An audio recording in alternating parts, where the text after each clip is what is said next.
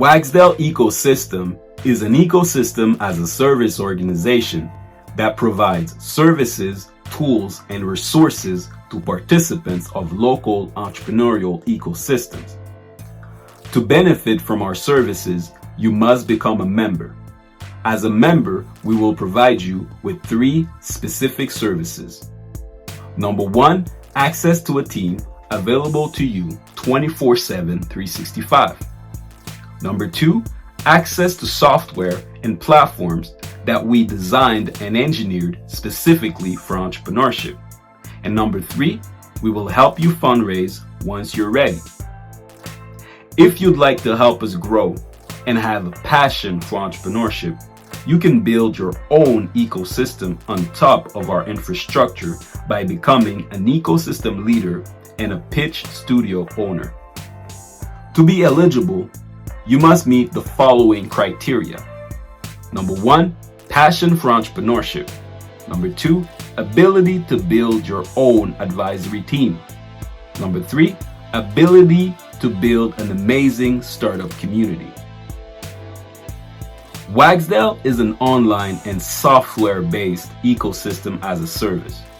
To learn more about our concepts, please visit www.waxdaleecosys.com or www.waxdaleecosys.com, or you can sign up directly on our Meet360 platform at www.meet360.org or www.meet360.org.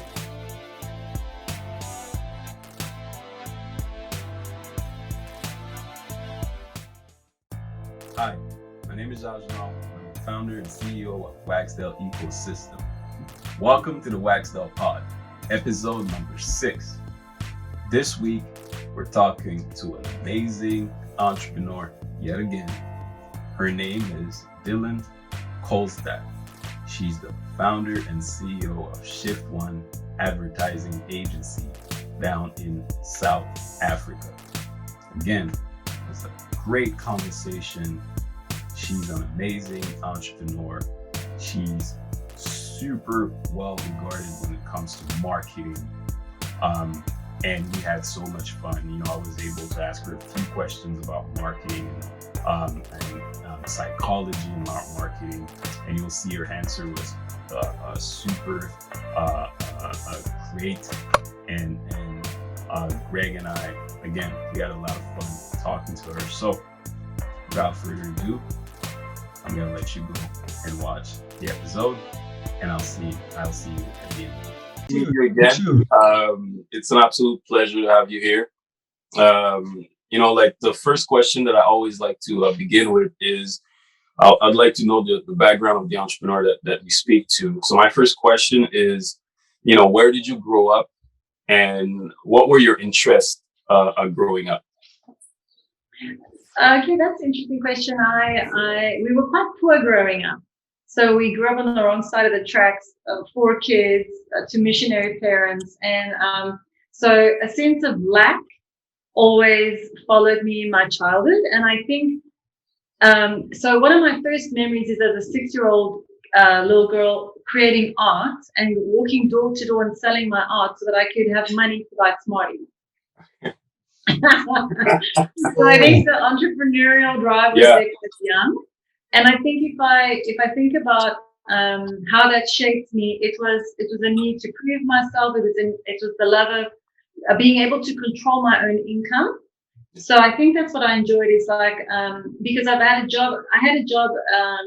I think I was 11 or 12 when I started waitressing, way under the legal age. I started waitressing on a Saturday, making some money.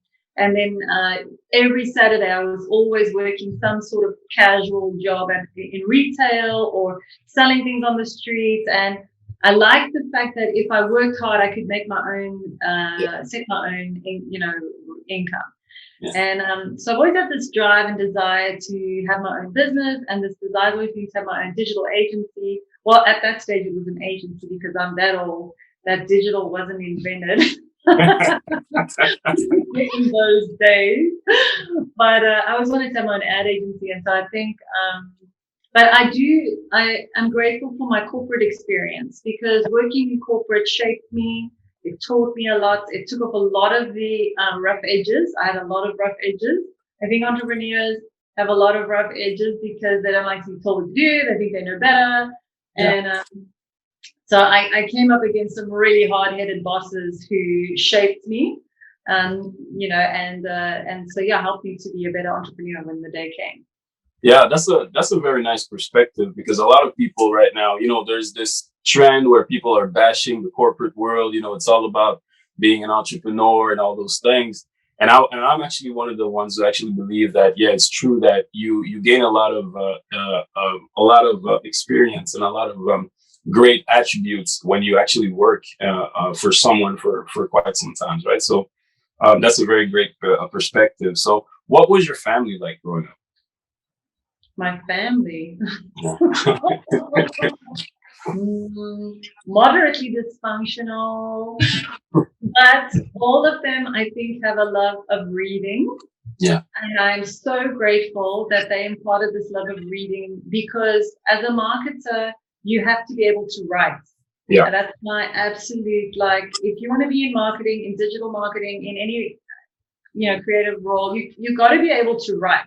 Yeah. And so my love of reading, I think that if you love reading, you naturally just can write things.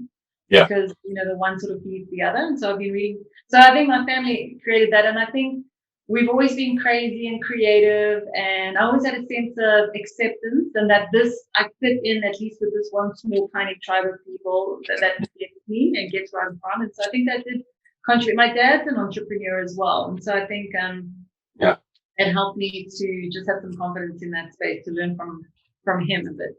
Yeah. And when did that interest in marketing in general started? Was it when you were working? When did you get that sense that, hey, this is what I want to pursue? Really good question. And it's because I had absolutely no gumption to pursue my real dream. So my real dream was either to be a musician, or to be an artist, or to be an archaeologist, or and then the other thing I really wanted to do was be like a personal image consultant. But back in that day, there was no thing that I could study that would take me about. I'd have to study 5 or 6 things, and there was just nobody to sort of mentor me into this whole new passion. So I just copied my elder sister, who was in marketing, and I was like, I even took a gap year to decide. And even after the gap year, I was like, I just don't even know what to do. And so I just fine, I'll just do what she did, which is marketing. And in the end, it served me well, because it's a nice mixture of creativity and business. And I think that kind of sums me up nicely. I have, some business acumen and a natural creative side, and then also a love of psychology, the inner workings of the human being and what motivates them and their emotions. And when you mix that all together, you've got a good marketing person. Yeah, I'm actually a big believer in that. I think psychology plays a big part of marketing. And I feel because I went to business school, my entire life, that the only thing I studied was business. And I felt like we didn't touch psychology enough when it came to marketing. So what's the impact of psychology when it comes to marketing? I love that you're saying that. And I think, so my whole life long, I beat myself up because I'm a high F. I'm a feelings person. And I always was in the corporate life with these people who had no feelings at all. And then I would feel so bad, why am I so sensitive? But I realized that actually that it's so to my advantage, because if you can create an emotive connection with your clients, and I see that these ads that are coming out now, some of them that are really getting it right. They're not selling the product. They sell an emotional experience. They even sell, completely unrelated to the product, actually that they're doing this sustainability, or they're helping the earth, when the product is so secondary. As opposed to, the marketers that are out there still hard sell. The real guys who've got it on another level are the ones who are saying, how do I create an emotional connection with my audience? What are their needs? What is their challenge in life, and how does my product make their lives better? And really understanding that. Yeah, that's a great point because, I feel like at the end of the day, the product that you're selling is actually doing something for someone, like the value proposition that you're trying to convey to them, right? So that's the most important part. Um, my next question is, what's the impact of technology in the marketing world now? How has technology changed the game, basically? Wow, in every way, but also it hasn't changed anything in the sense that you still are trying to reach one person and impact their lives, like you said. Yeah. The technology actually means that we start looking only at statistics and numbers, and we forget that our customers are human beings. At the end of every click and metric and CPM and CPC, there's a human being sitting there. And but technology has helped us to track everything. But I find now that we went from the old days where we had no data. We basically didn't know what worked. And now we've got so much data that in a lot of cases, sometimes it's hard to know what's working because you've got all these different touch points out there that you're reaching your customers, and you can use attribution modeling to say that this was the last click that they converted on, but we know that they saw this, and this all contributed. But at the end of the day, it's still very difficult to know exactly what caused them and their exact journey. That we can create these theoretical journeys. But technology is supposed to help us to create a highly targeted message to a small micro audience. Yeah. But I find that marketers don't have the time to go and segment their marketing so that it's speaking just to your needs. Know? Yeah. And that's what marketing and the technology has given us now, is the ability to micro-target based on a microscopic, tiny little tribe needs, and how can we target according to that. And I think that's powerful. It should be relevant and it should be really, really targeted. Yeah. What's the importance of messaging in marketing? Like being very constant in the type of message that you're trying to convey. Because sometimes I feel like some startups, for example, they're all over the place in the sense of what they present. Like one ad is conveying like one message, another one is conveying another one. I feel like it's very confusing for the end consumer. What do you think about the messaging in marketing? Yeah, I think that's a really valid point. I think it's important to have this golden thread that goes through everything and to really sweat what that is. So it's not an insight that comes quickly. It's an insight that takes a lot of eyeball to eyeball time with the key decision makers to really just unpack it and get to the essence of what it is that you do. A lot of the times I run marketing strategy sessions with expos and sitting with the members and the owners and the senior managers, and it can take up to 2 full working days. But now with everything being online, we stretch that sometimes over 2 weeks. To really just distill what is the essence of of the benefit of the value that we add, the emotional connection, the problems that we're solving, and then everything should be cohesive. If it's disjointed, either their targeting is off, in other words, they're targeting the wrong people with the wrong message. So they should know, you've seen ads 1, 2, and 3. You shouldn't see ad A, because ad A is for brand new people. Or ad A is for that tiny niche, and it's not relevant to you. So they need to get their messaging right and their targeting right. Yeah, great. I love it. I'm super interested in marketing because that was the first subject that I studied at school, in business school. So my next question is about entrepreneurship in general. So a lot of people say that entrepreneurs are born. Some others say that you can actually become an entrepreneur, that it's a journey. What's your take on that? That's a good question. I think it's about risk appetite. I think potentially there is a risk profile, personality, a more impulsive person who believes that they're right and, believes in themselves and wants to forge new paths. I know that when I became an entrepreneur, it was a terrifying journey. I was terrified with the first year as I became a bit bolder. I started off as what I like to refer to the analogy of the dairy cow. Because, in corporate, you're like a dairy cow. You're told where to eat and feed and where to go, and you're pressed up against everybody else. But suddenly I was put out in the wild And I was terrified. I was like literally a dairy cow out in the African Sahara, and every rustle made me, twitch, and I didn't know which way to go. But over time, I became a longhorn steer, and I can take on a grizzly, and I can take on a mountain lion. But it is a journey that grows. So I think some people are more confident and they can start immediately and make a success of things. Others, like me, have a desire, but they lack confidence. And so what my suggestion is, get started, just start. Yeah. And the confidence grows with experience and with time. It's not something that anyone can teach you. Yeah. At all. Yeah, that's true. That's true. Let's talk about the company then right now. So, what's the process? How do you grow the company? What type of clients do you have? Where are you right now? Okay, so Shift One Digital is a full service digital agency offering throughout, full spectrum digital services, from webinars, podcasts, social media, and very recently we started to niche in B2B marketing.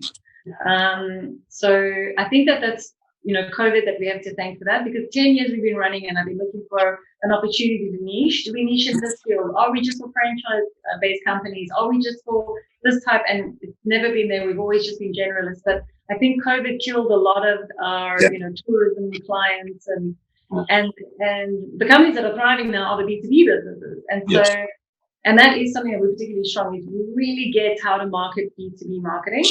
So the kind of thing that we're doing now is what I'm always encouraging my clients to do is to have these kinds of interviews, chat to people who know and, get conversations going, share your knowledge.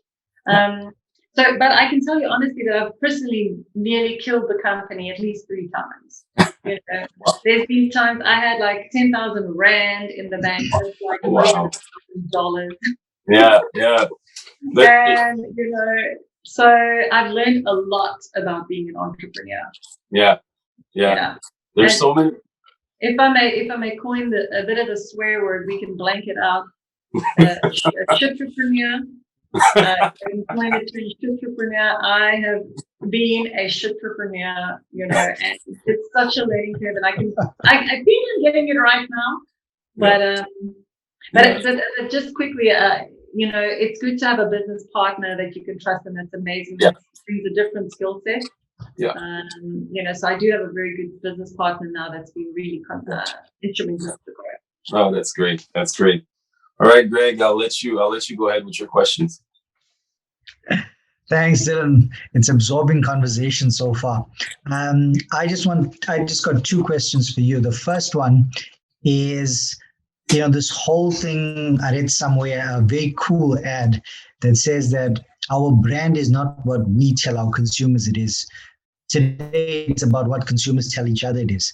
So based on that whole move about, the whole consumer centricity, what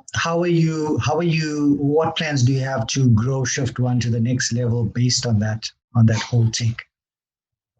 I love that you're saying that. That's very, very true.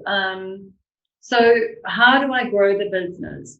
So I haven't been the greatest at, proactively driving sales. I'm a little bit reactive. When I started the business, I built the website myself and I SEO, search engine optimized it up to the wazoo. And so thanks to that, we rank on page 1, position 1 for some of our key search terms. We get a constant influx of inquiries into the website because of SEO. A lot of it is word of mouth. But I will be honest, there is one absolute golden secret that I have for winning really good clients. Are you ready? Yes, go for it. Speaking engagements, public speaking, events. Yeah. Most of my very, very, very best clients came from my public speaking. So I love speaking, I love training, I love teaching, I love imparting knowledge, I love sharing. And a lot of my clients have seen me at an event and as a result, give me a call. They like my style, they like my personality. And when somebody hears you on video or, at an event or a virtual event, they actually get an understanding of who you are and your and whether your values align with theirs. Way better than any article or anything passive. Yeah. So video and events, such a dynamic way of meeting people. And so actually that has been probably the best contributor of customers after SEO. Okay, then I'm going to squeeze in an extra question then for you, because you brought up this whole way that you brand yourself excellently, and that's why we actually got attracted to you as well on your profiles. But public speaking is the number one feared career, right? So starting off from your history of your journey and this whole thing that you had around, obviously there was, growing up there was scarcity, and obviously that's a confidence dent, as you're growing up. How did you get to be this big, bold personality? What does Dylan do to keep that whole thing alive? So I believe a key part of B2B marketing is for the CEO to step forward and to step into their own personal brand. And the main word that you have to identify is help. How can I help my customers? How can I help my staff? And so when you focus on the word help, you stop being self-introspective and thinking about people judging you and what are they thinking, and you start thinking about the people who actually are sitting and listening and how you're actually helping them on their journey. And so the first time I had to stand up on stage, I was so terrified. I couldn't spit or swallow.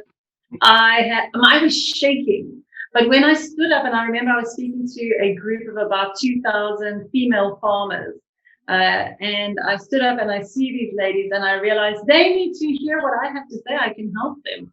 And so the minute I transitioned into my helper mode, it just flowed. It absolutely just flowed. And the love that I had for my audience came out. And so I think if you stop thinking about yourself and hyper-analyzing yourself, and as a CEO, I find this a lot, that there's this false humility that people feel like, no, everyone's going to think I've got a big head. But actually, people buy from people. Yeah. And even if you're a multi-global brand, they buy into the CEO, they buy into the executives, they want to know who they're buying from. Yeah. And especially in LinkedIn and in the B2B space. And that's kind of why I do this personal branding on myself, is because I want to communicate my values. I want to share my lessons, my life insights, and it's kind of a really good platform for that, So maybe I can help someone, maybe I can inspire someone. I get emails every day from young entrepreneurs, young digital marketers. People ask me, how do I get into the business? What should I do with my, company? And so being able to pass that on and to inspire people and to direct them, and that I feel is key for anyone who is a few rungs higher on the ladder than the person who's asking, because you've just had a bit more experience. Yeah. That's beautiful. And then my last one to you, Dylan, is I'm going back to this point because I'm seeing it more and more in the tech space as well. And sales and marketing hand in hand to grow any business, critical foundations to have. And I see that there's a shift now where, we get bombarded with ads. You'll know all the fancy stats on that. But there are more and more tech companies coming out in the ad space that are saying that we don't have to accept cookies and give all our data and all of that. So there's a whole social spin about saying you accept which ads you want to see, and now we're starting to see monetization around that with consumers. So what's your whole feel? Is Shift One kind of dealing with that? What's your take on that? Yeah. So in the tech space, in the B2B space, we find that ads rarely work. Because it's a very personal thing. And we actually find that this personal brand building, thought leadership, that space works really well. And my worry is that ads are going to stop working as more and more people, turn on their ad blockers, switch off, disable cookies. Ads are supposed to be highly targeted and relevant to you. So in reality, I should only see what I'm really interested in. If the algorithms work perfectly and if the cookies and the tracking work well, ads should make my life better because I'm seeing stuff that I really want or need. Yeah. And in some cases, this is the case. I saw an ad yesterday that I was like, oh my gosh, this is amazing. I have been looking for this all my life. Yeah. But most of the time, I'm like, these effing ads, you know. And the only reason I don't have cookie of ad blockers running is because I want to see ads because I'm into the space and I want to see what everybody's doing. Yeah. But I think we need to, as marketers, we need to use our ads better and be more relevant and stop bugging people. Like if I see an ad for the fourth or the fifth time and I didn't click on it the first 5 times, I'm not going to click on it the 6th time. Yeah. You know, so stop hounding me. So that's literally just the campaign manager's bad optimization. Yeah. And so as marketers, I think we need to be a little bit more responsible, and also we need to create better ads. And I do worry that, you know, ads are going to lose their power, although they are the engine that powers Google and Facebook. So without them, I'm not so sure that, you know, these other businesses are sustainable. Thanks so much, Dylan. Thank you. All right. So we always finish with the same question: is what's that big vision that you have for Shift One? What's that huge vision, you know, where you want to head? Where do you see yourself? Where do you see the company ultimately? I love that question. So my big dream has always been global clients all over the world, which we have, global sort of just sales offices all over the world. I would like to keep the team based in Cape Town because the costs are low, and we have really skilled skill sets out of Cape Town. But my real dream is actually to have a little, like a Shift 2, a small agency that brings in a lot of interns, and they actually work in this agency managed by a skilled digital marketer. Yeah. And they have this influx of small clients because as Shift One's grown, we literally cannot take on small clients anymore. Yeah. And so there's a need for interns who are practicing. Yeah. And small, entrepreneurs who need digital marketing services, and the two can come together beautifully in this Shift 2 environment, which I literally just haven't had the capacity yet to build. But that is actually my dream, is to pass it on in that way. And I must say that actually what I do here at Shift One is I develop people. Most of the staff that come through my offices go on to become entrepreneurs. Yeah. And I must actually look at the percentage. It could be as high as 60% that go on to start their own digital agencies and successfully thrive out there in the marketing space. So actually that's probably my greatest passion, is developing people. Great. What a great vision. It was an absolute pleasure to have you today on our podcast. Your passion is incredible, and we love what you do. We're big fans of what you're doing, and maybe we'll probably have a part 2 at some point in time. But Greg, do you have any other questions? I just want to add that I love what you're proposing with Shift 2. Besides SA globally, youth unemployment, you know what we're facing, and I think that plugs in so well into that space.